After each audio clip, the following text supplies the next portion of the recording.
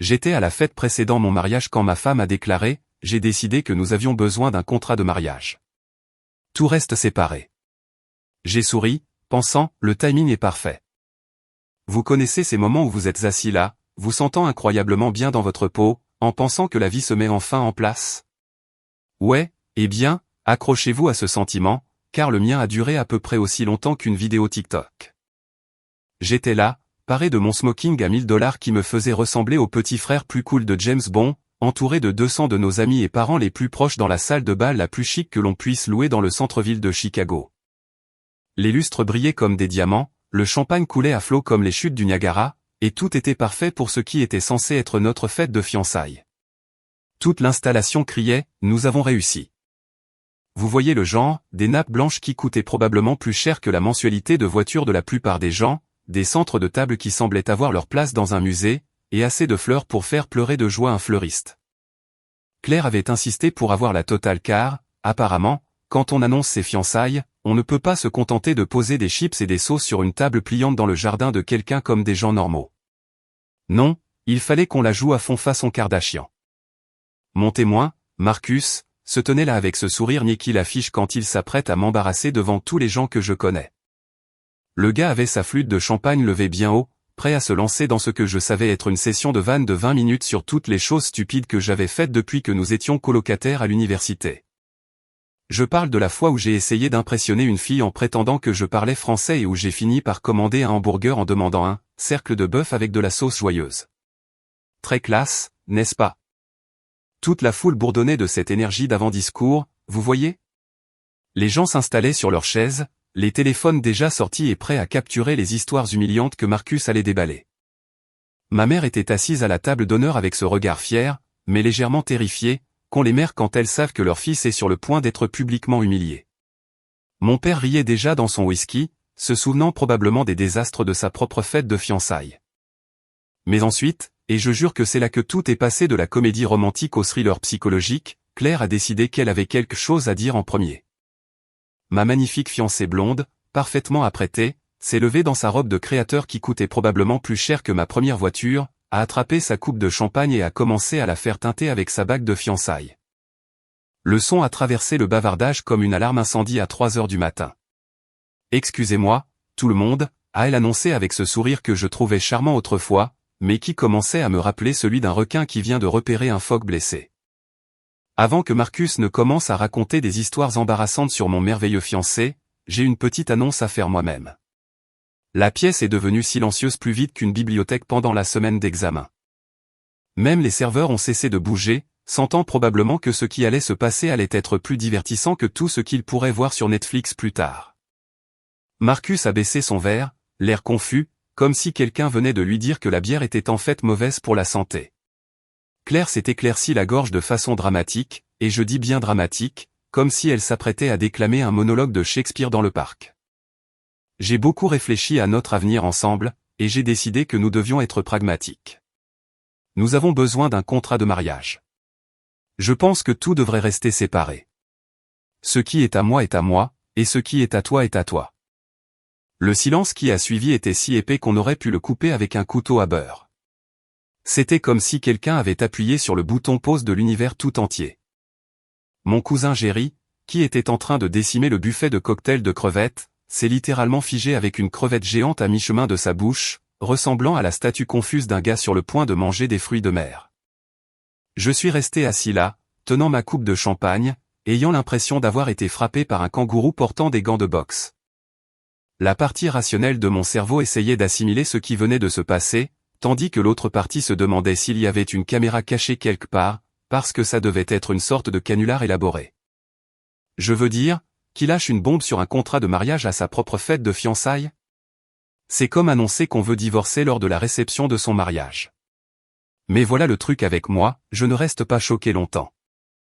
Appelez ça un mécanisme de défense, appelez ça de l'obstination, appelez ça comme vous voulez, mais quand la vie m'envoie une balle courbe, je frappe de toutes mes forces.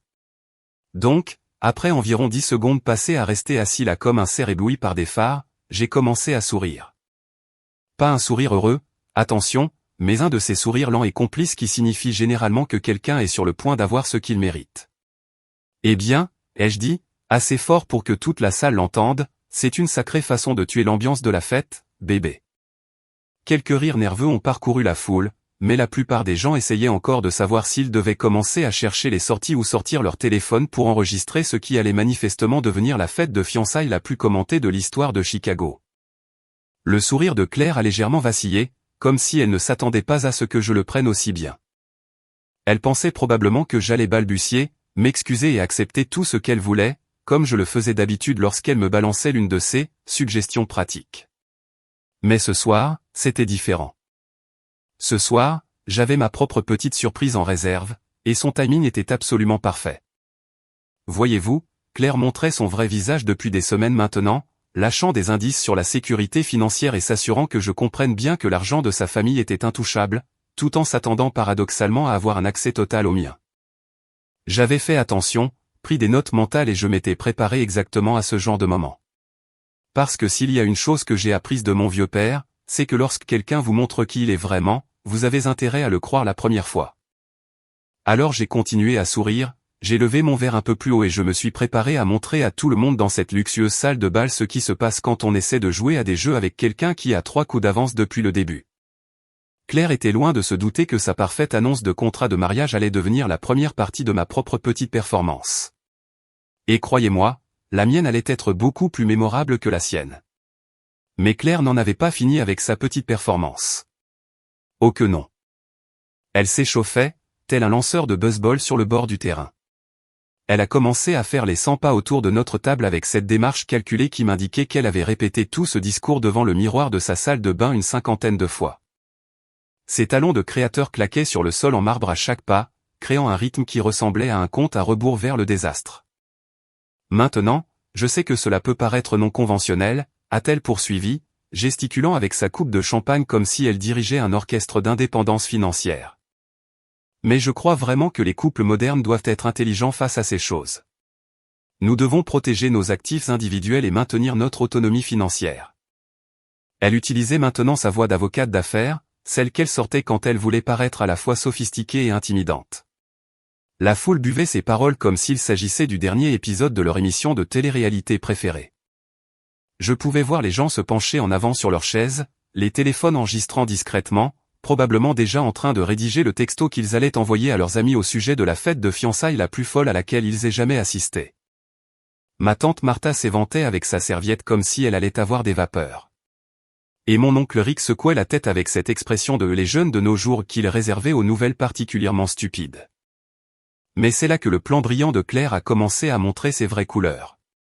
Elle a continué à parler de séparation financière et d'indépendance, se dépeignant comme une sorte d'icône féministe qui briserait les barrières traditionnelles des relations. Très progressiste, n'est-ce pas? Sauf qu'elle a ensuite commencé à expliquer la situation de la maison, et c'est là que toute sa philosophie du « ce qui est à moi, ce qui est à toi » a soudainement développé des exceptions très pratiques. Bien sûr, nous irons toujours de l'avant avec l'achat de la maison de nos rêves ensemble, a-t-elle annoncé avec la confiance de quelqu'un qui croit à ses propres salades. Parce que c'est un investissement dans notre avenir commun. Ce qui est important, c'est que nous l'abordions en tant que partenaires égaux, construisant quelque chose de beau ensemble. Elle en rajoutait vraiment des tonnes maintenant, parlant de partenariat et d'égalité tout en décrivant essentiellement un scénario où je signerais les chèques pendant qu'elle choisirait les rideaux. La maison dont elle parlait était cette magnifique demeure victorienne à Lincoln Park que nous visitions depuis des mois. 3 chambres, 2 salles de bain et demi, du parquet d'origine et un prix qui ferait réfléchir un gagnant du loto. Nous avions fait une offre 2 semaines auparavant et j'avais déjà transféré ma moitié de la compte, un beau montant de $50 000, sur notre compte joint, prêt pour la signature. Claire le savait, bien sûr, car elle suivait chaque centime comme un expert comptable. Ce qu'elle ne savait pas, c'est que j'avais moi aussi fait mon propre suivi. Voyez-vous, j'avais commencé à remarquer des choses au cours des dernières semaines. De petits commentaires ici et là sur la façon dont l'argent de sa famille était bloqué dans des investissements et ne pouvait être touché pour quelque chose d'aussi banal que l'immobilier. Comment ses parents lui avaient conseillé de garder ses actifs protégés, car on ne sait jamais ce qui peut arriver dans un mariage. Comment elle avait commencé à parler de la maison comme de « la nôtre », tout en indiquant clairement que sa BMW, son compte d'épargne et son fonds en fiducie étaient définitivement, absolument, à 100% à elle et à elle seule. Donc, pendant qu'elle se tenait là à expliquer son approche révolutionnaire des relations modernes, j'étais assis là à penser à l'appel téléphonique que j'avais passé la veille après-midi.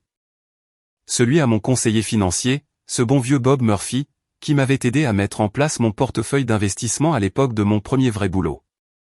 Bob avait été confus quand je lui ai demandé de retirer 50 000 $ de notre compte joint et de les retransférer sur mon compte chèque personnel.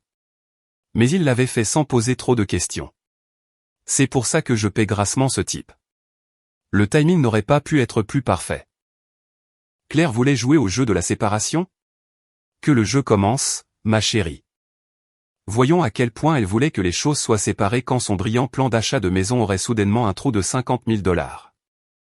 Je l'ai laissé terminer son discours sur l'autonomie financière et les partenariats modernes, la regardant travailler la salle comme un politicien lors d'un meeting de campagne. Elle était douée. Je lui accorde ça. Elle avait réussi à faire hocher la tête de la plupart des invités, qui pensaient probablement qu'elle était une sorte de visionnaire en train de révolutionner l'institution du mariage. Quelques-unes des femmes plus jeunes la regardaient avec une véritable admiration, comme si elle venait d'inventer le pain en tranches et le Wi-Fi en même temps. Lorsqu'elle a finalement conclu sa présentation et levé son verre pour porter un toast au nouveau départ et aux partenariats honnêtes, j'ai su qu'il était temps de frapper un grand coup. Je me suis levé lentement, ajustant mon nœud papillon, et je lui ai offert mon sourire le plus charmant, celui que j'utilisais à l'université quand j'étais sur le point de lancer une réplique qui laisserait quelqu'un sans voix pendant une semaine. C'est vraiment magnifique, Claire, ai-je dit, assez fort pour que tout le monde entende, mais d'un ton assez calme pour paraître tout à fait raisonnable. J'adore la passion que tu mets à vouloir garder tout séparé et indépendant. Ça montre un véritable engagement envers tes principes. Elle m'a souri avec ravissement, comme si je venais de lui dire qu'elle était la femme la plus brillante ayant jamais existé. La pauvre n'avait aucune idée de ce qui l'attendait. En fait, ai-je poursuivi, sortant mon téléphone avec l'assurance désinvolte de quelqu'un qui a toutes les cartes en main. Je suis tellement inspiré par ton dévouement à la séparation financière que j'ai décidé de prendre une longueur d'avance sur tout ça. Puisque tu veux que tout reste complètement séparé, ce qui est à moi, ce qui est à toi est à toi. N'est-ce pas? J'ai pris l'initiative et j'ai retiré mon argent de la compte de la maison hier. Le silence qui a suivi a été si profond qu'on aurait dit que quelqu'un avait aspiré tout l'oxygène de la pièce. Même la musique de fond a semblé bégayer et s'éteindre. Le groupe dans le coin, qui jouait un morceau de smooth jazz, a fait une telle fausse note qu'on aurait dit que quelqu'un avait fait tomber son saxophone dans les escaliers. Le visage de Claire est passé par environ 17 expressions différentes en l'espace de 3 secondes. D'abord la confusion, puis la réalisation, puis le genre d'horreur qu'on voit dans les films quand quelqu'un réalise que l'appel vient de l'intérieur de la maison. Sa mâchoire s'est décrochée si vite que j'ai eu peur qu'elle se luxe quelque chose. Et sa coupe de champagne s'est dangereusement inclinée dans sa prise soudainement molle. Mais le vrai spectacle se déroulait à la table des parents. Son père, Grégory, qui sirotait son whisky haut de gamme avec la satisfaction suffisante d'un homme dont la fille venait de jouer un brillant coup d'échec financier, s'est soudainement mis à s'étouffer comme s'il avait avalé une balle de golf. Sa mère, Diane, est devenue blanche comme un linge, faisant probablement le calcul mental de ce que cela signifiait pour les plans de mariage parfait de sa précieuse fille et ses rêves immobiliers. Si vous avez toujours voulu voir ce qui se passe quand un plan parfaitement chorégraphié s'écrase et brûle de façon spectaculaire, vous auriez dû être assis à ma table ce soir-là. Les retombées de ma petite annonce ont frappé la salle comme un tsunami de gêne mélangé à un chaos pur et sans filtre. C'était beau de la même manière que les accidents de train sont beaux. Horrifiant, mais absolument impossible d'en détourner le regard. Diane a été la première à se remettre du choc. Et laissez-moi vous dire, elle est revenue à la charge comme une maman ours dont on viendrait d'annoncer à l'ourson que le Père Noël n'existe pas. Son visage est passé de blanc fantôme à rouge vif en l'espace de 2 secondes chrono. Et elle a bondi de sa chaise si vite qu'on aurait dit qu'on avait attaché des fusées à ses talons loup-boutin. La femme avait l'air prête à grimper sur la table pour m'étrangler personnellement avec les luxueuses serviettes en tissu. C'est absolument sans cœur, a-t-elle sifflé, sa voix tranchant le silence stupéfait comme une tronçonneuse dans du beurre. Comment as-tu pu faire quelque chose d'aussi cruel à ta propre fiancée? Le soir de vos fiançailles, en plus. Elle s'agrippait à son collier de perles, et je veux dire littéralement s'agripper à ses perles, parce qu'apparemment, c'est quelque chose que les personnes riches font vraiment quand elles pètent les plombs. Sa coiffure parfaitement fixée commençait à se défaire, de petites mèches s'échappant de la laque industrielle qu'elle utilisait pour maintenir ce casque en place. Grégory a décidé de rejoindre la fête ensuite, et mon Dieu, ce gars est passé en mode mâle dominant plus vite qu'il n'en faut pour dire « masculinité toxique ». Il s'est penché au-dessus de la table vers moi avec ce regard intimidant qui fonctionnait probablement à merveille dans les négociations en salle de conseil, mais qui le faisait juste ressembler à un morse en colère en smoking. Les veines de son front ressortaient comme une carte routière vers la ville de l'AVC, et son verre de whisky tremblait dans sa main. « Écoute-moi bien, jeune homme », a-t-il grogné, me pointant du doigt comme s'il jetait une sorte de malédiction de papa riche. « Tu ne peux pas simplement faire un coup pareil et penser que tu vas t'en tirer comme ça. As-tu la moindre idée de la situation dans laquelle tu as mis notre fille? Quel genre d'homme fait une chose pareille ?» Pendant ce temps, Claire faisait sa propre petite crise de nerfs là, devant Dieu et tout le monde. Elle avait l'air de quelqu'un à qui on venait d'annoncer que ses cartes de crédit avaient été annulées, son compte Instagram supprimé, et que son café préféré était définitivement en rupture de stock de son latte aux épices d'automne. La pauvre me dévisageait avec cette expression de trahison totale et absolue, comme si je venais de lui dire que tout ce qu'elle avait toujours cru sur le monde était un mensonge. « Tu ne peux pas faire ça », a-t-elle gémi, la voix craquant comme un adolescent dont les parents viennent de confisquer le téléphone. « C'est notre maison. Nous avons fait une offre. Nous avons des contrats. Tu ne peux pas juste. Tu ne peux pas juste reprendre ton argent comme ça. » Elle gesticulait follement avec ses mains maintenant, le champagne ballottant dangereusement près du bord de son verre, menaçant de baptiser sa robe hors de prix avec du Dom Pérignon de premier choix. Maintenant, c'est là que les choses sont devenues vraiment amusantes, car j'étais préparé exactement à ce moment. J'ai sorti mon téléphone avec la confiance sereine de quelqu'un qui vient de jouer la parfaite dans une partie de poker à enjeux élevés.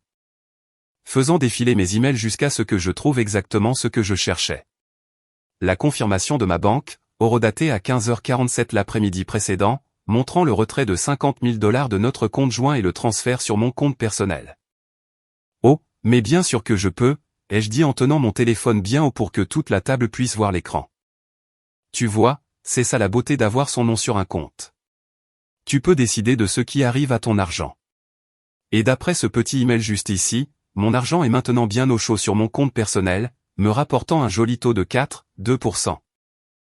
En attendant de décider ce qu'il veut faire quand il sera grand. La réaction a été immédiate et spectaculaire. Le visage de Grégory est passé par plusieurs nuances de violet dont j'ignorais l'existence dans la nature, tandis que Diane commençait à faire de petits bruits de halètement comme un poisson hors de l'eau. Claire a simplement fixé l'écran du téléphone comme si elle essayait de forcer les chiffres à changer par la seule force de son regard. Mais le vrai divertissement se passait dans les gradins. Les autres invités avaient abandonné toute prétention de conversation polie et nous dévisageaient désormais ouvertement en train de jouer notre petit drame familial, comme s'il s'agissait du final de la saison de leur télé-réalité préférée. La moitié de la salle s'est soudainement montrée très intéressée à aller chercher de nouvelles boissons au bar, espérant probablement se rapprocher suffisamment pour entendre chaque détail croustillant. Mon oncle Dave s'est penché vers sa femme et lui a murmuré quelque chose qui l'a fait pouffer de rire si fort qu'elle a failli s'étouffer avec son champagne. Je parie 10 balles qu'il dort sur le canapé ce soir, ai-je entendu marmonner quelqu'un à la table derrière nous, ce qui m'a honnêtement fait éclater de rire parce qu'il n'avait aucune idée à quel point il se trompait. À ce stade, je n'avais de toute façon pas l'intention de rentrer chez moi avec Claire.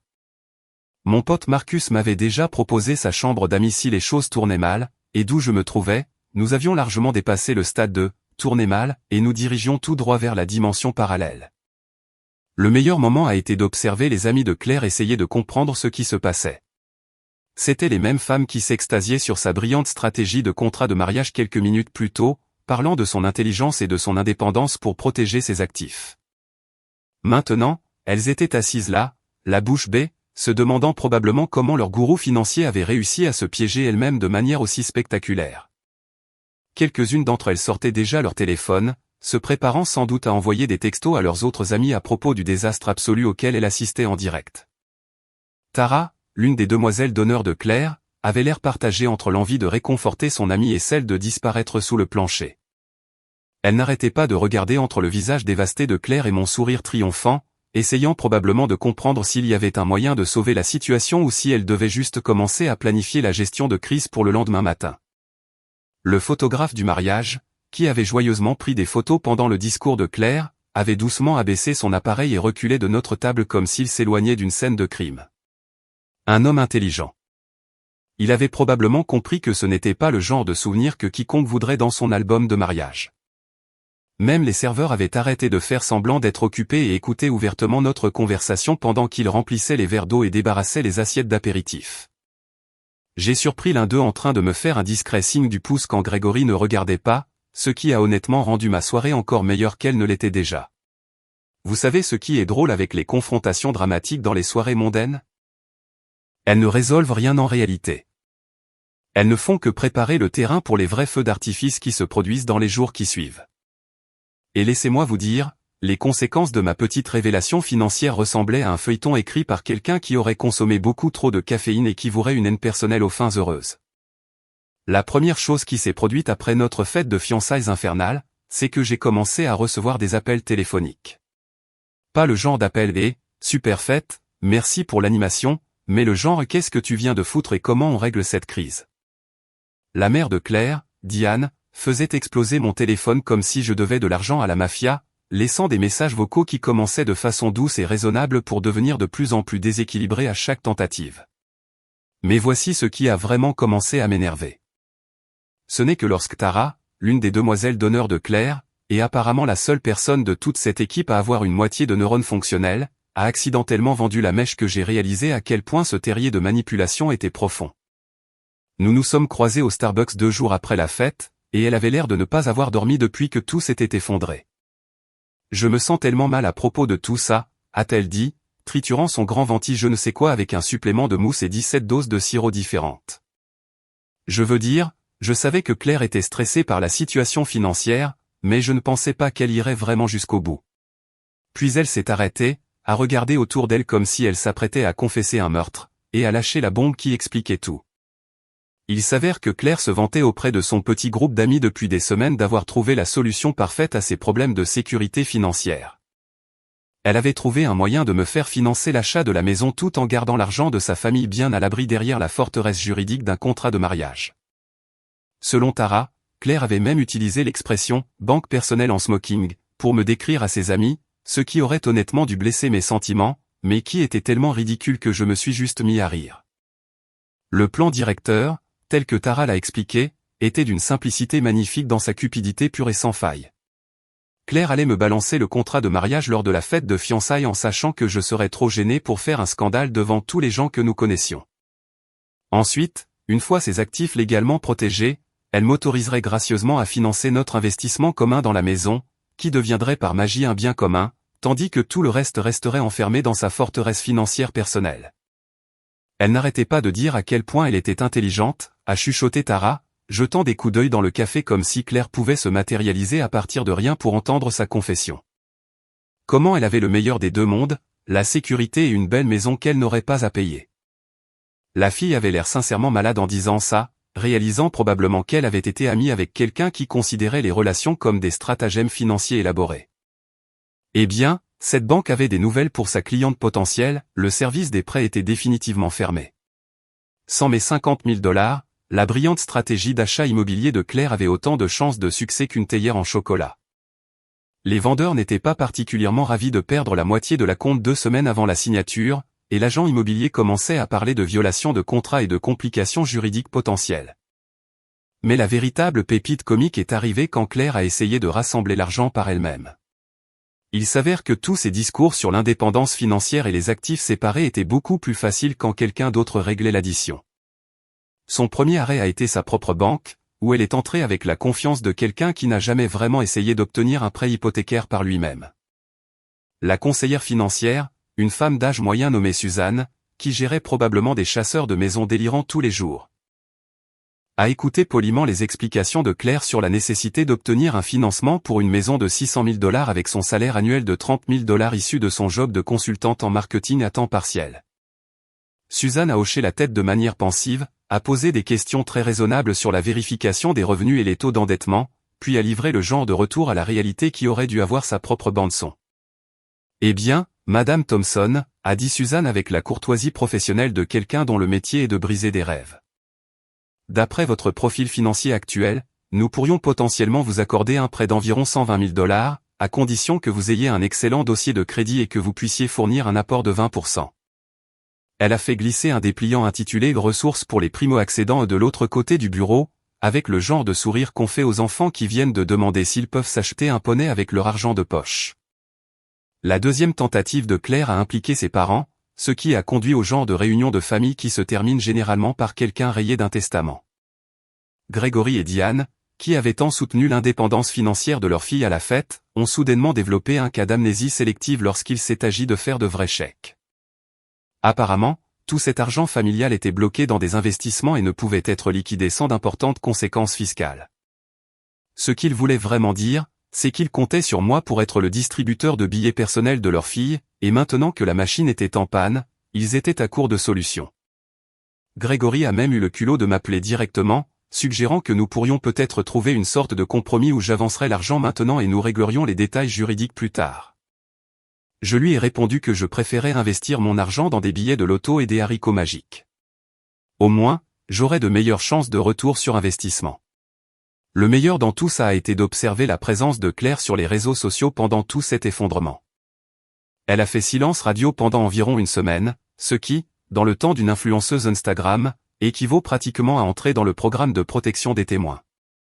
Quand elle a fini par refaire surface, c'était avec une série de posts vagues sur le fait d'apprendre qui sont vos vrais amis et de rester fort pendant les périodes difficiles, accompagnées de photos de citations inspirantes superposées à des couchers de soleil. Sa section de commentaires est devenue un champ de bataille entre les gens qui savaient ce qui s'était réellement passé et ses derniers soutiens qui pensaient qu'elle traversait une sorte de crise personnelle mystérieuse. Mon échange préféré a été celui entre sa colocataire d'université qui a écrit « Reste forte, ma belle. Tu mérites tellement mieux », et mon cousin Jerry qui a répondu « Ouais, elle mérite quelqu'un d'assez stupide pour payer sa maison ». Le commentaire a obtenu 43 likes avant que Claire ne supprime l'intégralité du post. Le lundi matin est arrivé comme il le fait toujours, beaucoup trop tôt et avec beaucoup trop d'attitude.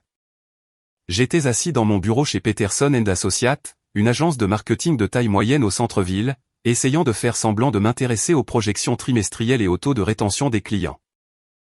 Tout en revivant secrètement le chef-d'œuvre absolu de chaos que j'avais orchestré à la fête de fiançailles du samedi soir. Mon café était encore chaud, mon ordinateur démarrait avec sa mauvaise humeur matinale habituelle, et je me sentais incroyablement bien dans la vie en général. Cette paisible ambiance matinale a duré exactement 37 minutes. J'étais plongé dans un fil de mai concernant l'obsession d'un client à vouloir changer son logo pour la 15e fois du mois, quand Génie de l'accueil a appelé mon poste. Et, il y a un Monsieur ici pour te voir, a-t-elle dit, et je pouvais entendre l'incertitude dans sa voix, comme si elle n'était pas tout à fait sûre que le monsieur soit le bon mot à utiliser. Il dit être ton futur beau-père, Gregory Thompson. Il a l'air intense. Oh, ça allait être bon. J'ai dit à Génie de le faire entrer, puis je me suis adossé à ma chaise et me suis préparé à ce que je savais être soit la conversation la plus divertissante, soit la plus inconfortable de ma semaine. Vu la façon dont Grégory avait géré les festivités du samedi soir, je pariais sur une combinaison des deux. L'homme qui est entré dans mon bureau avait l'air d'avoir vieilli de 10 ans depuis la fête de fiançailles. Ses cheveux argentés, d'habitude parfaits, étaient légèrement ébouriffés, son costume hors de prix était froissé comme s'il avait dormi dedans, et il avait ce regard halluciné que les gens ont quand ils ont bu trop de café et n'ont pas assez dormi.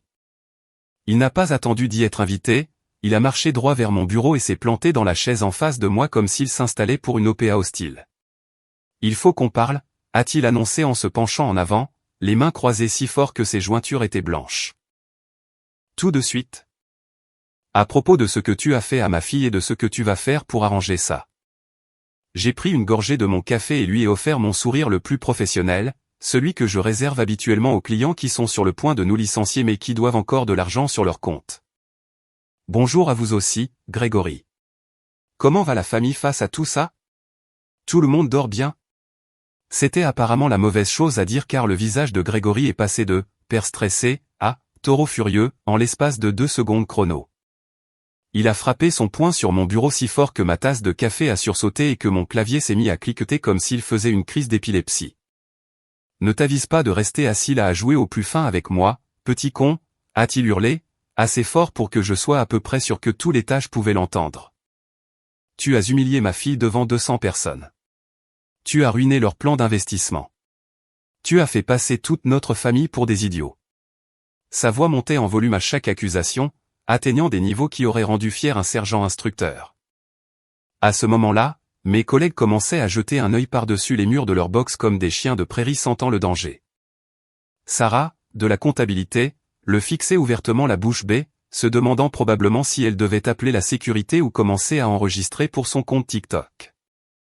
Mike, du département design, avait abandonné toute prétention de travailler et s'était penché en arrière sur sa chaise pour avoir une meilleure vue du spectacle. Grégory, ai-je dit calmement, sirotant toujours mon café comme si nous discutions de la pluie et du beau temps. Le seul investissement que vous auriez dû faire, c'est d'apprendre les bases des mathématiques à votre fille. Voyez-vous, quand quelqu'un dit « ce qui est à moi, ce qui est à toi, cela inclut généralement la partie où mon argent reste avec moi. C'est un concept assez simple. En fait, cela n'a pas amélioré l'humeur de Grégory. Au contraire, ça l'a rendu encore plus en colère, ce que je ne croyais pas physiquement possible. Il s'est levé si vite que sa chaise a roulé en arrière et percuté le mur, et a commencé à faire les 100 pas dans mon bureau comme un tigre en cage avec un diplôme de commerce et des problèmes de gestion de la colère. « Tu te crois tellement malin, n'est-ce pas ?» a-t-il grondé en se retournant pour pointer un doigt accusateur vers moi. « Tu crois que tu peux juste humilier ma famille et t'en aller comme si de rien n'était ? Eh bien, laisse-moi te dire quelque chose, mon gars. Tu viens de faire la plus grosse erreur de ta vie. Nous n'allons pas te laisser t'en tirer comme ça. » M'en tirer avec quoi, exactement, ai-je demandé, sincèrement curieux de savoir quel crime il pensait que j'avais commis. Gérer mes propres finances ? Prendre des décisions concernant mon propre argent ? Suivre les brillants conseils de votre fille sur le fait de tout garder séparé ? C'est là qu'il a complètement perdu la tête. Grégory s'est mis à hurler sur la loyauté familiale, l'engagement et la responsabilité, balançant des expressions comme « obligation morale » et « abus de confiance », comme s'il était une sorte d'avocat des relations amoureuses plaidant sa cause devant un jury de beaux-parents en colère. Il gesticulait follement avec ses mains, son visage devenant de plus en plus rouge de minute en minute, et s'arrêtait occasionnellement pour s'essuyer le front avec un mouchoir qui avait probablement coûté plus cher que le budget course hebdomadaire de la plupart des gens. Toute cette performance était tellement exagérée que j'ai commencé à me demander si on ne me faisait pas une blague. Je veux dire, c'était le même gars qui hochait la tête avec approbation lorsque sa fille a annoncé son plan de contrat de mariage, n'est-ce pas? Le même gars qui parlait de protéger les actifs familiaux et d'être pragmatique avec l'argent. Maintenant, il était dans mon bureau en train de péter les plombs parce que j'avais pris ses conseils un peu trop au pied de la lettre. À ce stade, nous avions attiré un véritable public. Jenny, de l'accueil, était revenue pour voir l'origine des cris, et elle se tenait dans l'encadrement de ma porte, les yeux écarquillés comme si elle regardait un épisode très dramatique de son feuilleton préféré. Tom, DRH, rôdait dans les parages, essayant probablement de déterminer si cela constituait un incident sur le lieu de travail nécessitant un rapport officiel. Ma patronne, Patricia, a choisi ce moment précis pour passer devant mon bureau. C'est une femme d'une 50aine d'années qui ne s'en laisse pas compter et qui a vu toutes les sortes de drames de bureau imaginables, des liaisons au travail au scandale de détournement de fonds. En passant par cette fois où quelqu'un a amené son pan de soutien émotionnel au pique-nique de l'entreprise. Elle s'est arrêtée dans l'encadrement de la porte, a jaugé la scène de Grégory gesticulant sauvagement pendant que je buvais mon café sereinement, et a haussé un sourcil parfaitement dessiné. « Tout va bien ici ?» a-t-elle demandé avec ce ton qui suggérait qu'elle était à environ 5 secondes d'appeler la sécurité pour faire escorter Grégory hors du bâtiment. « Juste une petite discussion amicale en famille », ai-je répondu joyeusement. Grégory, ici présent, était juste en train de m'expliquer quelques théories intéressantes sur la responsabilité financière et les obligations morales. Très instructif. Grégory a fait volte-face vers Patricia, pensant probablement avoir trouvé quelqu'un qui prendrait son parti dans toute cette pagaille. Cet homme, a-t-il déclaré théâtralement, a détruit l'avenir de ma fille. Il a ruiné tout ce pour quoi nous avons travaillé. Il a quoi, a interrompu Patricia, et sa voix avait ce ton glacial qui fait des sueurs froides aux associés juniors. Il gère son propre argent? Il prend ses propres décisions financières? Parce que de là où je me tiens, ça ressemble exactement à ce qu'un adulte responsable devrait faire. Ça a cloué le bec de Grégory plus vite qu'une panne de courant dans un bar karaoké.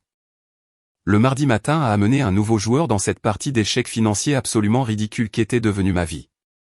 J'étais assis dans mon café préféré du centre-ville. Vous savez, un de ces endroits de hipster où l'on vous facture $8 pour un latte et où tous les serveurs ont l'air de passer une audition pour un film indépendant sur les difficultés de l'existence milléniale. quand Tara s'est glissée sur le siège en face de moi comme si elle menait une sorte d'opération secrète de la CIA. La pauvre Tara avait l'air d'avoir été choisie pour la pire mission diplomatique du monde. Son maquillage, d'habitude parfait, était un peu baveux, ses cheveux n'étaient pas aussi volumineux que d'habitude, et elle avait cette expression de cerf ébloui par des phares que les gens ont quand ils se sont portés volontaires pour quelque chose qu'ils regrettent immédiatement. Elle s'agrippait à son macchiato au lait d'avoine, supplément de mousse, comme à une couverture de survie, et jetait sans cesse des regards furtifs autour du café comme si elle s'attendait à ce que Claire surgisse par la porte à tout instant. Donc, a-t-elle commencé nerveusement, remuant sa boisson pour la 15e fois bien qu'elle fût déjà parfaitement mélangée. Claire voulait que je te parle, tu sais, de femme à femme. Enfin, de femme à homme. Tu vois ce que je veux dire. Elle babillait, ce qui n'est jamais bon signe dans une négociation. Quand quelqu'un commence une conversation en expliquant qu'il ne sait pas ce qu'il veut dire, on peut être pratiquement sûr que ce qui va suivre sera de leur embarras. Je me suis adossé à ma chaise et lui ai fait mon sourire le plus encourageant, le genre qu'on utilise quand on veut que quelqu'un se sente suffisamment à l'aise pour dire une bêtise spectaculaire. Je t'écoute, Tara. Qu'est-ce que Claire a en tête ces jours-ci? À part la crise financière évidente et l'humiliation publique, je veux dire. Tara a grimacé comme si je venais de lui rappeler que le Père Noël n'existait pas. Elle se sent vraiment mal par rapport à la façon dont tout s'est déroulé à la fête, a-t-elle dit, ce qui était déjà un début fascinant parce que se sentir mal d'avoir été pris en flagrant délit est très différent de se sentir mal pour ce que l'on a réellement fait. Elle sait que les choses se sont un peu envenimées, et elle veut trouver un moyen d'arranger ça, tu sais, comme des adultes. Des adultes, ai-je répété en prenant une gorgée de café. C'est vrai, parce qu'annoncer un contrat de mariage à sa propre fête de fiançailles et s'attendre ensuite à ce que son fiancé finance ses rêves immobiliers, c'est tout à fait la façon dont les adultes gèrent leurs relations. Elle est prête à faire des compromis, à lâcher Tara rapidement, comme si elle arrachait un pansement. Elle y a beaucoup réfléchi, et elle réalise que peut-être elle y est allée un peu fort avec cette histoire de séparation. Elle veut trouver un juste milieu qui fonctionne pour vous deux. Maintenant, ça devenait intéressant. Je m'étais demandé combien de temps il faudrait à Claire pour réaliser que sa brillante stratégie d'indépendance financière avait un tout petit défaut, elle exigeait qu'elle soit réellement indépendante financièrement. Il s'est avéré que la réponse était d'environ 4 jours, ce qui, honnêtement, était plus long que ce à quoi je m'attendais. La fille n'était rien de moins qu'optimiste quant à sa capacité à plier la réalité à sa volonté. J'écoute, ai-je dit, car quand quelqu'un est sur le point de vous proposer un marché qui s'annonce insultant, autant le laisser creuser sa propre tombe bien profondément. Tara a pris une grande inspiration comme si elle allait prononcer un discours aux Nations Unies. Ok, donc voilà ce qu'elle a en tête.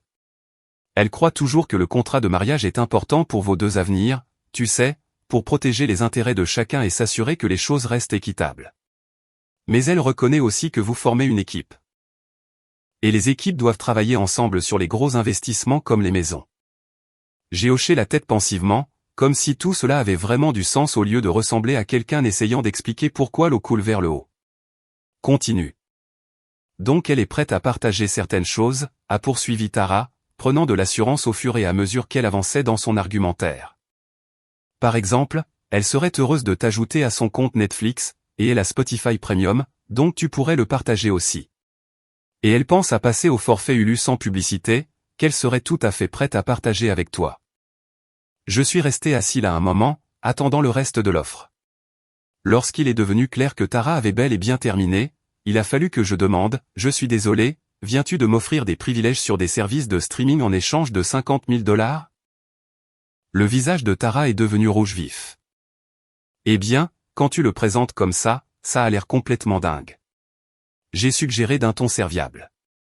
Elle est aussi prête à te laisser choisir le restaurant pour les soirées en amoureux, a ajouté Tara désespérément, comme si c'était le bonus révolutionnaire qui allait conclure l'affaire.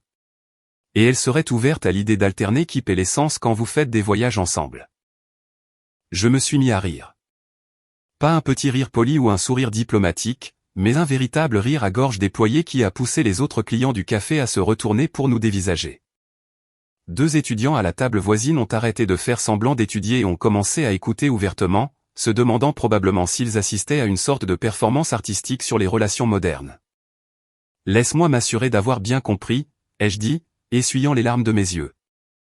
Claire veut que je mette 50 000 $ dans une maison dont elle possédera la moitié, tout en gardant son argent bien protégé derrière un contrat de mariage. Et en échange de cette généreuse opportunité de financer son portefeuille immobilier, elle m'offre quoi? Un accès à son compte Disney+. Ce n'est pas Disney+, c'est Hulu, a corrigé Tara faiblement, comme s'il s'agissait là d'une distinction importante dans le contexte d'une transaction à 50 000 $. Oh, autant pour moi. Hulu. Ça change tout. J'ai sorti mon téléphone et fait semblant de faire des calculs rapides. Voyons voir. Hulu sans pub, c'est quoi? 12 balles par mois? Donc, sur une relation de 30 ans, ça fait, je pose environ 4 000 $ de valeur de streaming. Quelle affaire! Je ne paierai qu'environ 12 fois et demi le prix du marché pour de la télévision sans publicité. Tara avait l'air de vouloir disparaître dans son macchiato au lait d'avoine. Elle est aussi très douée pour choisir les films, a-t-elle offert pitoyablement. J'en suis sûr, ai-je dit, souriant toujours. Dis-moi, Claire pensait-elle vraiment que c'était une offre raisonnable? Ou t'a-t-elle envoyé ici comme une sorte d'expérience sociale pour voir jusqu'à quel point je pourrais me sentir insulté avant que ma tête n'explose? Elle pense vraiment que vous pouvez arranger les choses, a marmonné Tara sans croiser mon regard. Elle dit qu'elle t'aime et qu'elle veut construire un avenir avec toi. Un avenir où je paie pour tout et dont elle possède la moitié tout en gardant son argent sous clé comme à Fort Knox, ai-je clarifié. Mais, au moins j'ai le droit de regarder The Handmaid's Tale sans interruption publicitaire. Quelle fille ne voudrait pas d'un accord comme ça? Le pauvre serveur derrière le comptoir, un gamin avec un chignon et des écarteurs aux oreilles qui avait l'air de préférer être n'importe où ailleurs, essayait de ne pas écouter notre conversation, mais échouait clairement. Quand j'ai croisé son regard, il m'a fait un subtil signe du pouce et a articulé en silence, « Fuis, mec, fuis ». Le mercredi matin a apporté le genre de divertissement qu'on ne peut tout simplement pas avoir avec la télévision par câble ou les séries originales de Netflix. Je me suis réveillé avec environ 17 SMS de divers amis et membres de la famille, disant tous grosso modo la même chose, « Mec, il faut que tu vois ce que Claire a posté sur Instagram. » Rien ne vous fait sortir du lit plus vite que la promesse d'assister au suicide social d'une personne en temps réel. J'ai attrapé mon téléphone et un café, me suis installé dans mon fauteuil préféré et me suis préparé à ce que je savais être soit la chose la plus pathétique, soit la plus hilarante que je verrais de toute la semaine. Claire était restée muette sur les réseaux sociaux depuis le désastre de la fête de fiançailles, ce qui, dans le temps des influenceurs, revient à entrer dans un programme de protection des témoins. Quand quelqu'un qui publie normalement 12 fois par jour sur ses smoothies verts et ses poses de yoga disparaît soudainement, vous savez qu'il est soit mort, en cure de désintoxication, ou en train de préparer quelque chose de spectaculairement stupide. Il s'est avéré que c'était la troisième option. Le post était un chef-d'œuvre de victimisation et de manipulation, avec l'une de ses photos soigneusement mise en scène où elle avait l'air à la fois vulnérable et courageuse. Vous connaissez le genre, des cheveux légèrement décoiffés qui ont nécessité 2 heures de travail, un maquillage naturel qui a en fait demandé plus de produits que son look glamour habituel, et ce regard mélancolique vers l'horizon suggérant des pensées profondes et une force intérieure. La légende valait de l'or en barre, dégoulinante du genre d'indignation vertueuse que seule une personne prise la main dans le sac peut rassembler. Parfois, la vie nous donne de dures leçons sur les personnes en qui nous avons le plus confiance, avait-elle écrit. Parce qu'apparemment, la subtilité ne faisait plus partie de son vocabulaire. Quelqu'un avait même créé un montage avant-après comparant ses anciens postes de « femme forte et indépendante » à ses plaintes concernant le fait de ne pas avoir accès à mon argent. Un commentateur particulièrement impitoyable avait écrit « Imagine annoncer que tu veux que tout soit séparé, puis faire une crise quand ton partenaire garde effectivement les choses séparées. » L'audace est astronomique. Celui-là a récolté plus de 100 likes dans la première heure. La partie vraiment magnifique était de voir Claire essayer de se défendre dans les commentaires. Elle n'arrêtait pas de répondre des choses comme « Vous ne comprenez pas toute la situation, c'est une question de partenariat, pas d'argent. » Mais chaque réponse la rendait juste plus désespérée et délirante. C'était comme regarder quelqu'un essayer d'éteindre un feu avec de l'essence. Mon cousin Jerry, que Dieu bénisse son âme complètement sans filtre, avait trouvé le post et laissé un commentaire qui m'a fait rire si fort que j'ai recraché du café par le nez. Traduction, je voulais son argent. Mais pas son avis. Comment a-t-il osé avoir des limites et du respect pour lui-même? Ne sait-il pas que j'ai droit à son portefeuille parce que je suis jolie? Le post était partagé et capturé en écran plus vite que les ragots lors d'une réunion d'anciens élèves. Je regardais le nombre de likes chuter régulièrement à mesure que les gens voyaient le post et réalisaient ce qu'ils lisaient réellement. Claire se faisait griller plus fort qu'un chamallow autour d'un feu de camp de scout, et elle semblait sincèrement surprise que les gens ne gobent pas son récit de victime. Environ 2 heures après la publication du message d'origine, Claire a commencé à limiter les dégâts. Elle a posté un suivi pour tenter de clarifier sa position, mais cela n'a fait qu'empirer les choses. Je n'ai jamais dit que je voulais son argent, a-t-elle écrit, ce qui a été immédiatement contredit par des personnes postant des captures d'écran de ses SMS envoyés à ses amis, où elle m'appelait littéralement son « distributeur de billets personnels ». Ensuite, il y a eu les stories Instagram, une série de vidéos de plus en plus frénétiques où elle essayait d'expliquer sa version de l'histoire. Chacune était plus désespérée que la précédente, Claire devenant de plus en plus émotive et de moins en moins cohérente au fil du temps. Elle n'arrêtait pas de parler de mauvaise communication et de malentendus, mais on ne peut pas vraiment mal comprendre quelqu'un qui annonce un contrat de mariage tout en s'attendant à ce que vous lui achetiez une maison. Le clou dans le cercueil est arrivé quand l'une de ses propres amies, je crois que c'était Jessica de son cours de yoga, a laissé un commentaire qui a pratiquement détruit ce qu'il restait de la crédibilité de Claire. Meuf, tu nous as littéralement dit que tu avais trouvé le moyen parfait de lui faire payer la maison tout en gardant ton argent protégé. Nous t'avons tout entendu le dire, plusieurs fois. Ce commentaire a été supprimé en quelques minutes, mais Internet est éternel et les gens avaient déjà fait des captures d'écran. Le mal était fait. Avant midi, Claire avait supprimé l'intégralité du post d'origine, mais il était bien trop tard. Les captures d'écran circulaient sur Twitter, TikTok, et probablement dans toutes les discussions de groupe de la région de Chicago. Quelqu'un en avait même fait un mème avec la légende, quand tu veux l'égalité, mais seulement l'égalité rentable. Ma mère, qui avait suivi toute la saga avec l'enthousiasme de quelqu'un regardant son feuilleton préféré, m'a appelé vers l'heure du déjeuner. Elle riait si fort qu'elle pouvait à peine parler. Fils, a-t-elle dit entre deux crises de rire, je suis juge aux affaires familiales depuis 25 ans, et je n'ai jamais vu quelqu'un détruire son propre dossier aussi minutieusement. C'est comme si elle avait écrit des aveux et les avait affichés sur un panneau publicitaire. Le jeudi est arrivé comme la grande finale d'une émission de télé-réalité vraiment tordue, et les parents de Claire ont décidé qu'il était temps de sortir l'artillerie lourde. Je parle du mode de présentation d'entreprise complet, avec des diapositives PowerPoint et ce que je ne peux que supposer être une stratégie qu'ils avaient empruntée à un manuel d'école de commerce sur les OPA hostiles. Ils avaient apparemment passé les derniers jours à élaborer ce qu'ils pensaient sans doute être une offre que je ne pourrais pas refuser, et ils étaient prêts à la présenter avec toute l'assurance de personnes à qui l'on n'a jamais vraiment dit « non » dans leur vie.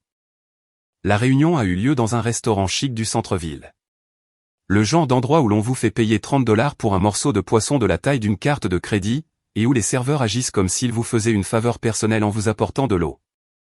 Grégory et Diane avaient réquisitionné une salle à manger privée, avec une installation de projecteurs qui faisait ressembler le tout à une réunion de conseil d'administration entre des gens qui auraient regardé trop d'épisodes de l'émission Shark Tank. Je suis arrivé élégamment en retard, en partie parce que je voulais les faire transpirer, et en partie parce que j'étais sincèrement curieux de savoir quel genre de folie ils avaient concocté. Claire était déjà là, ayant l'air de préférer être littéralement n'importe où ailleurs, jouant avec ses bijoux et évitant le contact visuel comme une adolescente qui a été surprise en train de faire le mur après le couvre-feu. Merci d'être venu, a dit Grégory avec l'enthousiasme forcé d'un vendeur de voitures d'occasion essayant d'écouler ses stocks avant la fin du mois. Nous apprécions vraiment que tu prennes le temps de nous écouter. Il a fait un geste vers un ordinateur portable connecté à un petit projecteur. Et je ne plaisante pas, la première diapositive disait « Construire un avenir ensemble ». Une proposition de partenariat stratégique. Une proposition de partenariat stratégique pour une relation entre des personnes prétendument amoureuses. Diane a pris le relais pour la diapositive 2, qui s'intitulait « Cadre financier gagnant-gagnant ». Elle s'est lancée dans un grand discours sur la façon dont ils avaient analysé nos contributions respectives et développé un modèle de distribution juste et équitable qui maximiserait la valeur pour toutes les parties prenantes. J'avais l'impression d'être dans une réunion d'affaires sur la fusion de deux entreprises, sauf que l'une des entreprises était apparemment mon portefeuille et l'autre, les ambitions immobilières de leur fille. La troisième diapositive est celle où les choses sont devenues vraiment intéressantes. C'était un graphique en camembert, un véritable graphique circulaire, montrant la structure de propriété proposée pour notre future maison. Selon leur brillante analyse mathématique, je contribuerais à 62% de la compte, des frais de clôture et des paiements hypothécaires mensuels, tandis que Claire y contribuerait à 38%. En retour, nous serions chacun propriétaires d'exactement 50% du bien immobilier. Maintenant, je sais ce que tu penses, a dit Grégory, ne sachant manifestement pas du tout ce que je pensais. Mais ce n'est pas aussi déséquilibré qu'il y paraît. Claire apporte une valeur non monétaire significative au partenariat. Il a cliqué sur la diapositive suivante, qui listait des choses comme expertise en design d'intérieur, compétences en gestion immobilière et amélioration du style de vie. J'ai dû me mordre la langue pour ne pas éclater de rire. Amélioration du style de vie? La femme a un jour essayé de passer une salade au micro-ondes parce qu'elle pensait que ça rendrait les légumes plus nutritifs. Son idée de la gestion immobilière consistait à m'appeler dès qu'une ampoule grillait. Mais ils n'avaient pas fini. Oh que non, ils avaient des diapositives de secours. Diane a affiché un tableau de comparaison montrant les tarifs du marché pour les services de décoration d'intérieur, les courses personnelles et la gestion du foyer, attribuant des valeurs monétaires à des activités que Claire effectuerait théoriquement dans le cadre de notre partenariat. Selon leurs calculs, ces contributions valaient environ 28 000 $ par an, ce qui justifiait d'une certaine manière l'arrangement financier déséquilibré qu'ils proposaient. La beauté de ce modèle, a expliqué Grégory avec l'assurance de quelqu'un qui s'est convaincu que 2 + 2 = 5, c'est qu'il reconnaît à la fois les contributions financières et non financières tout en maintenant la protection des actifs séparés à laquelle Claire attache tant d'importance. C'est là que j'ai finalement pris la parole. Laissez-moi voir si j'ai bien compris, ai-je dit, m'adossant à ma chaise et leur lançant mon meilleur regard. Vous êtes sérieux, là? Vous voulez que je paie 62% de tout ce qui concerne la maison, mais je n'en obtiendrai que 50%.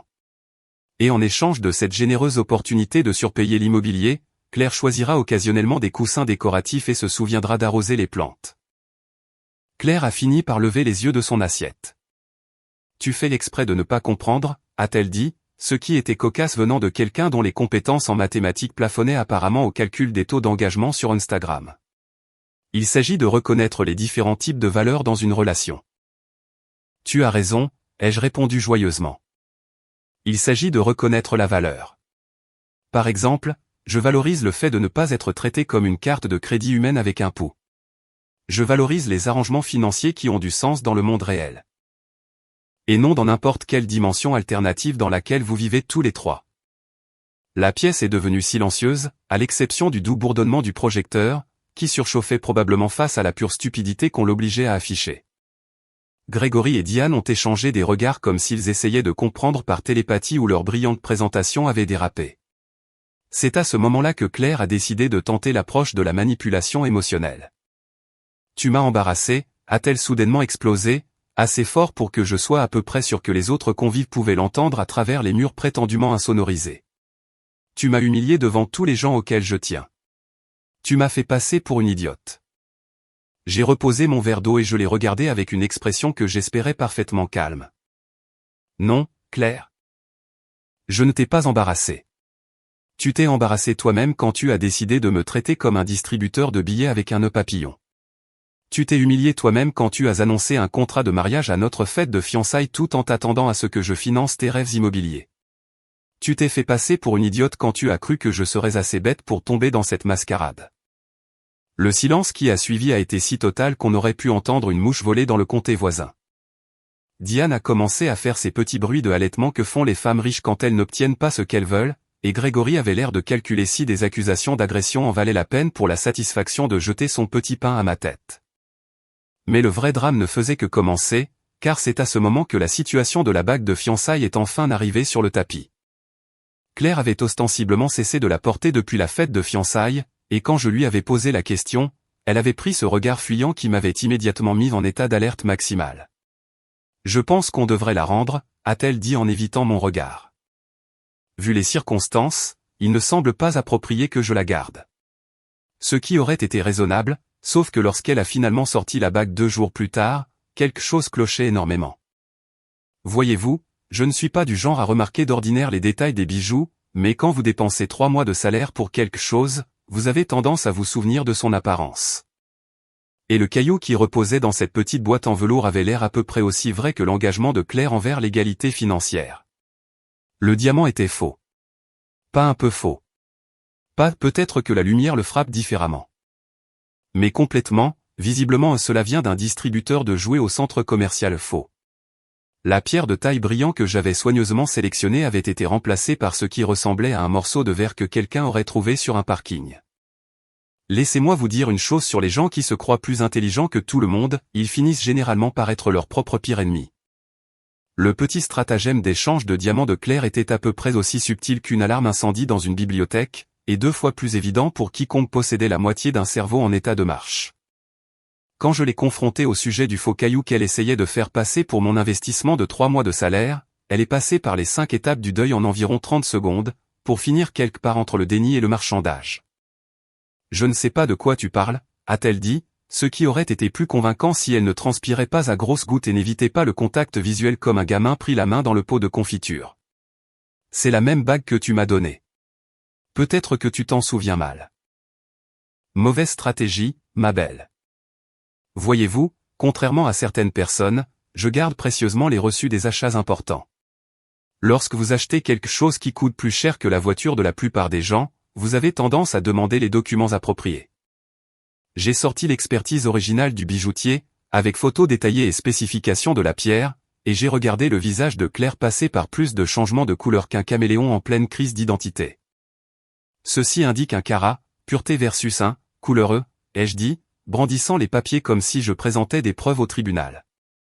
Ce que tu viens de me tendre ressemble à quelque chose qu'on trouverait dans une pochette surprise. Donc, à moins que mon diamant ne se soit transformé par magie en un bijou de pacotille pendant la nuit, il va falloir que quelqu'un m'explique. C'est là que sa formation juridique a finalement pris le dessus, et elle a commencé à faire marche arrière plus vite qu'un monocycle dans une pente. Il s'avère qu'elle avait fait nettoyer la pierre dans une bijouterie louche qui, apparemment, avait confondu les pierres. Ou peut-être y avait-il eu un cambriolage. Ou peut-être que le bijoutier d'origine avait fait une erreur. Ou n'importe laquelle des 17 excuses différentes qui se résumaient toutes à « ce n'est absolument pas de ma faute », et tu ne peux rien prouver. Mais voici le problème quand on essaie d'arnaquer quelqu'un qui vous a déjà pris la main dans le sac, c'est comme essayer de convaincre un flic que vous ne faisiez pas d'excès de vitesse alors que votre voiture est enroulée autour d'un poteau téléphonique. J'ai appelé mon avocate, une femme tirée à 4 épingles nommée Rebecca, spécialiste pour faire disparaître les problèmes plus vite que de la pizza gratuite dans un dortoir universitaire, et je lui ai expliqué la situation. Accusation de vol, a-t-elle dit sans hésiter. Peu importe qu'elle ait été fiancée avec vous ou non. Vous lui avez donné un article spécifique à porter, pas à mettre au clou. C'est un cas typique de détournement de biens. Et si elle ne rend pas la vraie bague dans les 48 heures, nous déposons plainte auprès du procureur. La magie a opéré plus vite qu'un spectacle de David Copperfield.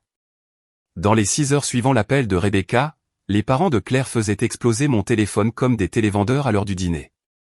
Soudainement, la bague avait été retrouvée. Apparemment, elle se trouvait dans une autre bijouterie pour une vérification de sécurité du sertissage, et il y avait eu une sorte de mauvaise communication sur quelle bague était laquelle. C'est drôle comme ces mauvaises communications semblent toujours se résoudre d'elles-mêmes quand des accusations criminelles commencent à être évoquées. Cependant, Claire n'était pas prête à renoncer à ses rêves immobiliers juste parce que la réalité ne cessait de se mettre en travers de son chemin. Le vendredi après-midi, elle a débarqué dans ma résidence avec ses parents et une agente immobilière à la remorque, portant une pile d'annonces de propriété, comme si elle pensait que c'était une sorte d'émission télévisée où la persévérance et le déni finissent par payer. J'étais sur mon balcon, savourant une bière et regardant le coucher du soleil, quand j'ai aperçu la petite force d'invasion marchant à travers le parking. Claire gesticulait follement en s'adressant à l'agente, lui expliquant probablement que tout cela n'était qu'un gros malentendu et que je serais certainement intéressé pour visiter d'autres maisons une fois que j'aurais retrouvé mes esprits. Bonjour futur propriétaire, m'a interpellé l'agente immobilière avec cette sorte d'enthousiasme agressif que les agents immobiliers utilisent quand ils sentent l'odeur de la commission. Votre charmante fiancée me dit que vous cherchez une propriété dans le quartier de Lincoln Park. J'ai de fantastiques options qui viennent tout juste d'arriver sur le marché. C'est là que j'ai décidé de m'amuser un peu. Oh, nous ne sommes plus fiancés, ai-je crié joyeusement en retour. Il s'avère qu'elle voulait un partenaire commercial, pas un mari. Et comme je ne suis pas dans le business de financer le portefeuille immobilier des autres, nous avons décidé de nous séparer. Mais merci d'être passé. Le sourire de l'agente a vacillé comme une voiture en panne d'essence, et elle a commencé à s'éloigner de Claire comme si elle venait de découvrir qu'elle était contagieuse. Rien ne tue l'enthousiasme d'un agent immobilier plus vite que de réaliser que son client a un pouvoir d'achat exactement égal à 0, et encore moins de crédibilité. Mais Claire, que Dieu bénisse son cœur perpétuellement dans le déni, a décidé que c'était le moment idéal pour persévérer dans la bêtise. Elle a marché droit vers l'entrée principale de mon immeuble et a commencé à sonner aux autres appartements, essayant de convaincre quelqu'un de la laisser entrer pour pouvoir monter et continuer cette conversation en personne. C'est alors que j'ai appelé la sécurité du bâtiment, car à ce stade, nous étions passés d'une rupture difficile à du harcèlement potentiel. Le vigile, un gars pragmatique nommé Marcus qui gérait son lot de drames conjugaux, est arrivé plus vite qu'une livraison de pizza le jour du Super Bowl. « Madame, habitez-vous dans cet immeuble ?» a-t-il demandé à Claire avec la courtoisie professionnelle que les agents de sécurité emploient juste avant d'appeler la police. « Je viens voir mon fiancé », a-t-elle répondu, ce qui était techniquement vrai si l'on considérait que se pointer sans y être invité avec un agent immobilier, après avoir commis un petit vol, comptait comme une visite sociale normale. « Et votre fiancé veut-il que vous soyez ici ?» a demandé Marcus, jetant un coup d'œil vers moi sur le balcon. « Absolument pas », ai-je répondu en criant. « En fait, je préférerais qu'elle reste à environ 50 miles d'ici, au minimum. » C'est ainsi que Claire, ses parents et leur malheureuse agente immobilière ont reçu des avis d'interdiction de séjour plus vite qu'on ne pourrait le dire. Les voisins qui s'étaient rassemblés sur leur balcon pour regarder le spectacle ont commencé à applaudir comme s'ils venaient d'assister à la scène finale d'un film très satisfaisant. Madame Henderson du 3B a crié « C'est meilleur que n'importe quoi sur Netflix », ce qui a honnêtement refait toute ma semaine. Mais l'univers n'avait pas encore fini de distribuer la justice. Oh que non. Le karma était juste en train de s'échauffer pour le grand final. Vous vous souvenez des 30 000 $ que les parents de Claire lui avaient donnés pour l'apport de la maison? L'argent qui était censé être sa contribution à notre investissement commun?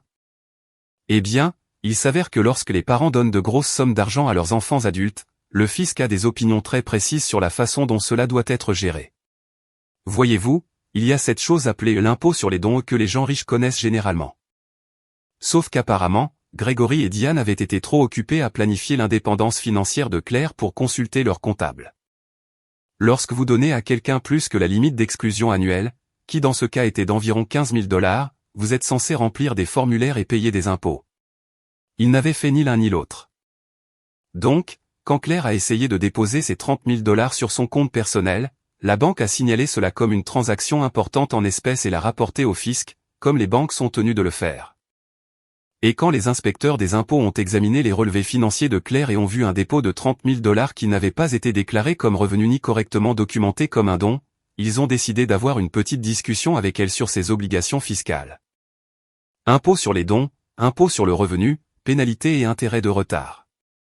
Les 30 000 $ que ses parents lui avaient donnés sont soudainement devenus un problème à 40 000 $ qui a fait ressembler mon retrait de l'argent de la maison à de la petite monnaie. Vous savez ce qui est drôle quand on regarde le monde entier de quelqu'un s'écrouler? C'est comme regarder un accident de train au ralenti, où le conducteur continue de faire les mêmes erreurs encore et encore. Sauf que le conducteur porte une robe de créateur et possède un fonds de fiducie. La réponse de Claire à ses problèmes financiers et juridiques croissants a été de s'obstiner et de prétendre que si elle ignorait la réalité assez fort, celle-ci finirait par plier à sa volonté. La situation du lieu de réception du mariage a été une pépite de comédie pure. Nous avions réservé le Palmer House au centre-ville pour ce qui était censé être notre mariage de rêve.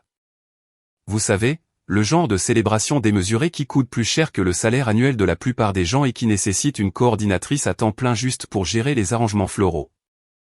Claire avait passé des mois à planifier chaque détail, des nappes sur mesure au menu dégustation à cette service qui nécessitait la gestion de 3 allergies alimentaires distinctes.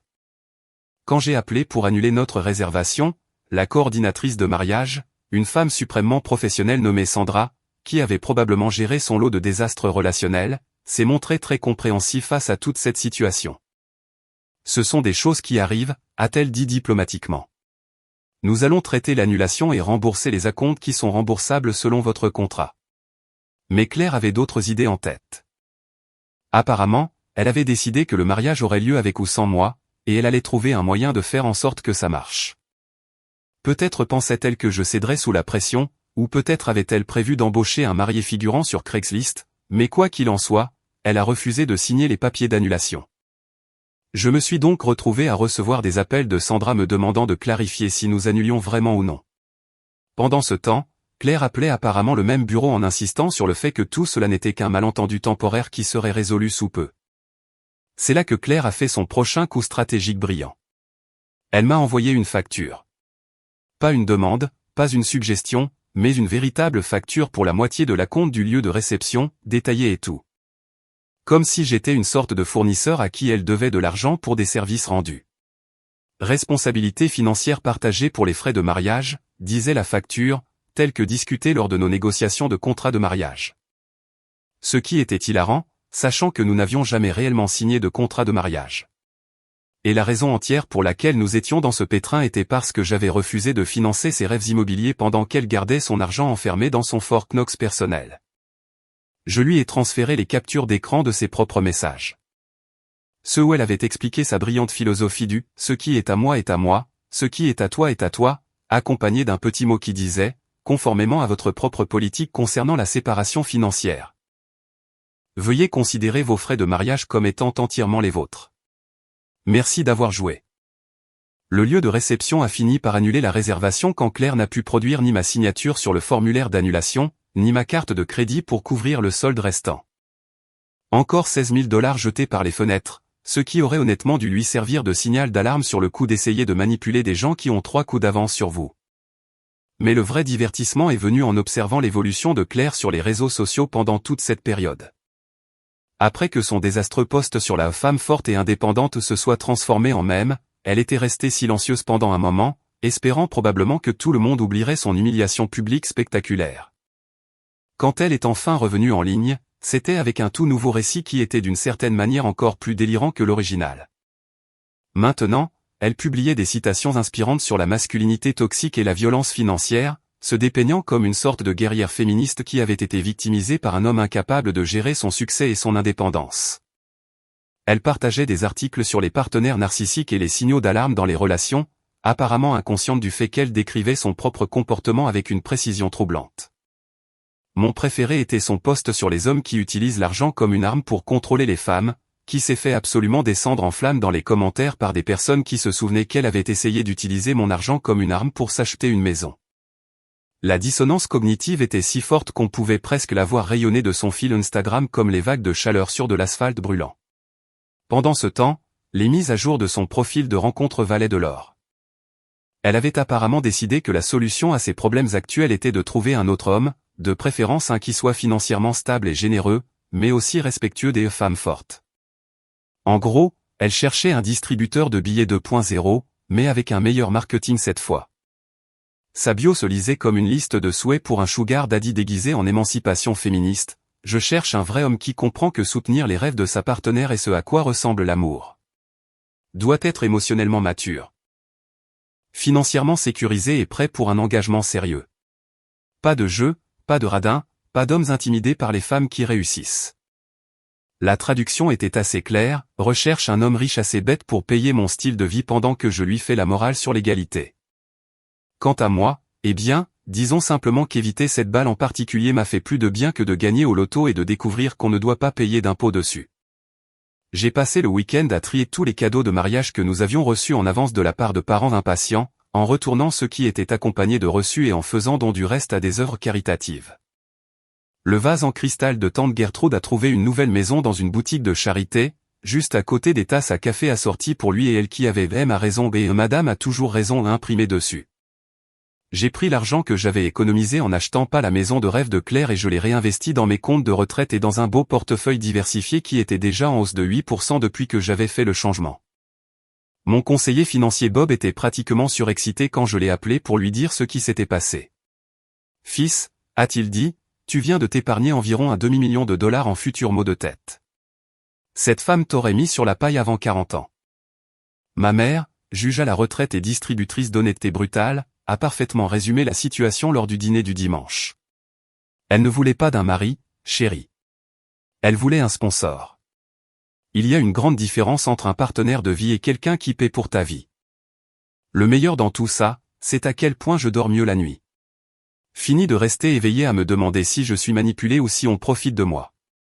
Fini de marcher sur des œufs autour de quelqu'un qui considérait chaque conversation comme une négociation potentielle. Fini de faire semblant que la philosophie du « ce qui est à moi, ce qui est à toi est à nous » était en quelque sorte une philosophie relationnelle raisonnable. J'avais appris ma leçon sur le fait de repérer tôt les signaux d'alarme et laissez-moi vous dire, Claire brandissait plus de drapeaux rouges qu'un défilé communiste. L'annonce du contrat de mariage à notre propre fête de fiançailles aurait dû être mon signal pour fuir, mais mieux vaut tard que jamais, n'est-ce pas? Maintenant, j'étais libre, financièrement à l'abri, et armé d'une sacrée histoire qui faisait de moi le gars le plus populaire à toutes les fêtes auxquelles j'assistais. Rien ne brise la glace aussi bien que de raconter aux gens la fois où votre ex-fiancé a essayé de faire de vous sa banque personnelle et a fini par subir un contrôle fiscal à la place.